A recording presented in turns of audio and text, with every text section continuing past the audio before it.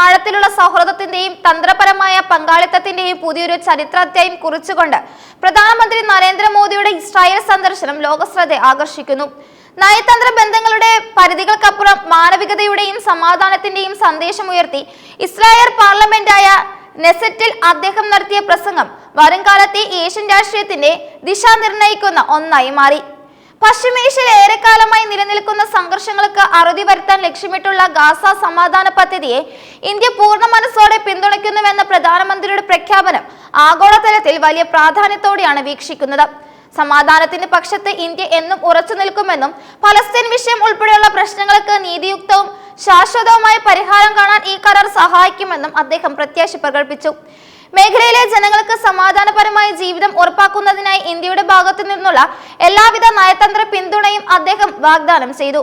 അത്യന്തം ഹൃദ്യമായ വരവേൽപ്പാണ് ഇസ്രായേൽ പ്രതിനിധികളും ഭരണ നേതൃത്വവും ഇന്ത്യൻ പ്രധാനമന്ത്രിക്ക് പാർലമെന്റിൽ നൽകിയത്. സന്ദർശനത്തിന്റെ രണ്ടാം ദിനം നടന്ന ഈ സുപ്രധാന പ്രസംഗത്തിൽ ഭീകരവാദത്തിനെതിരായ ഇന്ത്യയുടെ വിട്ടുവീഴ്ചയില്ലാത്ത നിലപാടുകൾ അദ്ദേഹം ആവർത്തിച്ച് വ്യക്തമാക്കി. ഭീകരത എന്നത് ഒരു രാജ്യം നേരിടുന്ന പ്രശ്നമല്ലെന്നും അത് ആഗോള സമാധാനത്തിന് ഭീഷണിയാണെന്നും പറഞ്ഞ മോദി ഇതിനെതിരെ ഇന്ത്യയും ഇസ്രായേലും ഒറ്റക്കെട്ടായി പോരാടുമെന്ന് പ്രഖ്യാപിച്ചു. ലോകത്തിന്റെ ഏതു കോണിലായാലും തീവ്രവാദ പ്രവർത്തനങ്ങൾ മനുഷ്യരാശിയുടെ വികസനത്തിന് തടസ്സമാണെന്നും സമാധാനത്തെ സ്നേഹിക്കുന്ന എല്ലാ രാഷ്ട്രങ്ങളും കൈകോർക്കേണ്ട സമയമാണിതെന്നും അദ്ദേഹം ഓർമ്മിപ്പിച്ചു. ഭീകരവാദത്തോട് ഒരു തരത്തിലുള്ള വിട്ടുവീഴ്ചയും കാണിക്കാത്ത നയമാണ് ഇന്ത്യ സ്വീകരിച്ചു പോരുന്നത്. ഇസ്രായേലിന്റെ സുരക്ഷാ വെല്ലുവിളികൾ ഇന്ത്യക്ക് മനസ്സിലാക്കാൻ സാധിക്കുമെന്നും അദ്ദേഹം കൂട്ടിച്ചേർത്തു.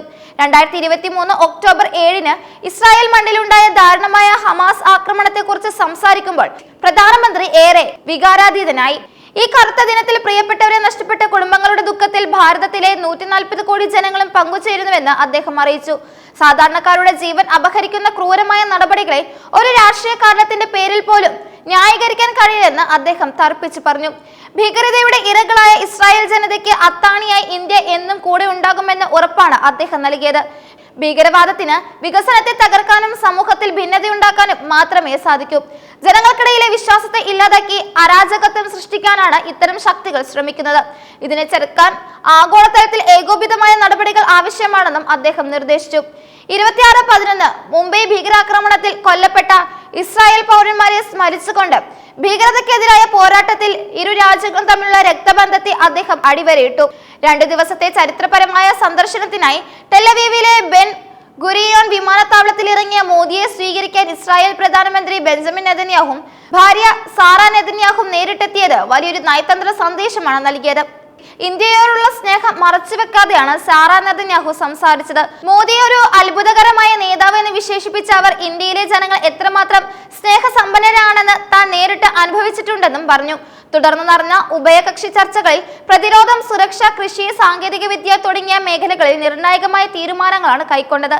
ഇസ്രായേലിന്റെ അത്യാധുനിക പ്രതിരോധ സംവിധാനങ്ങളും ഇന്ത്യയുടെ വിപുലമായ വിപണിയും മാനവ വിഭവ ശേഷിയും ഒത്തുചേരുമ്പോൾ അത് ലോകത്തിന് തന്നെ മാതൃകയാകുമെന്ന് വിലയിരുത്തപ്പെടുന്നു. ഇരു രാജ്യങ്ങളും തമ്മിലുള്ള വ്യാപാര ഇടപാടുകൾ വർദ്ധിപ്പിക്കുന്നതിനും ശാസ്ത്ര ഗവേഷണങ്ങളിൽ സഹകരിക്കുന്നതിനും പുതിയ കരാറുകൾ ഒപ്പിട്ടു.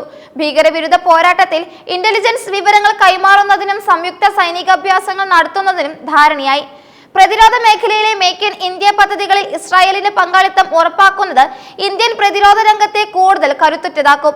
ഇന്ത്യയും ഇസ്രായേലും തമ്മിലുള്ള ബന്ധം കേവലം സർക്കാർ തലത്തിലുള്ള ഒന്നല്ലെന്നും അത് ജനങ്ങൾ തമ്മിലുള്ള സ്നേഹത്തിലും ബഹുമാനത്തിലും അധിഷ്ഠിതമാണെന്നും പ്രസംഗത്തിലുടനീളം മോദി ഓർമ്മിപ്പിച്ചു.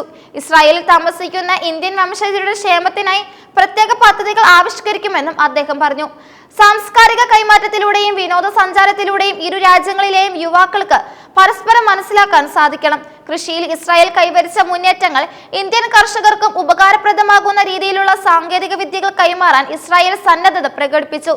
ജലസംരക്ഷണം, പുനരുപയോഗ ഊർജം തുടങ്ങിയ മേഖലകളിലും പുതിയ സഹകരണത്തിന് വഴി തുറന്നിരിക്കുകയാണ്.